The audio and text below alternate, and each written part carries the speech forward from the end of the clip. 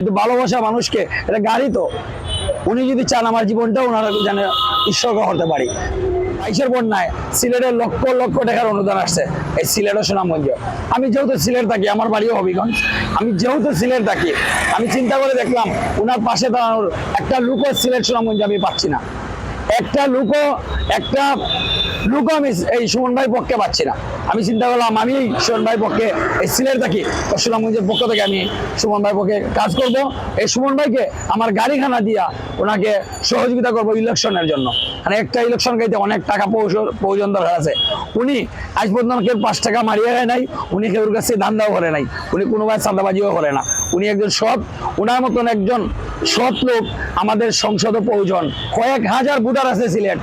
আমি ভোটারদেরকে বুঝাচ্ছি ও এই ভিডিওর মাধ্যমে বলতেছি আপনাদেরকে, আপনারা ইলেকশনের আগের দিন 7 তারিখে ইলেকশন, 6 তারিখে আপনারা দয়া করে সবাই বাড়িতে যাবেন।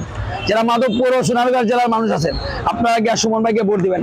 যাদের সিলেটে গাড়ি ভাড়া নাই, গাড়ি ভাড়ার লাগে বাড়িতে সুমন ভাইরে ভোট দিতে পারতেন নাই, আমার পক্ষ থেকে তাদের জন্য গাড়ি ভাড়া আমি ফ্রি দিব।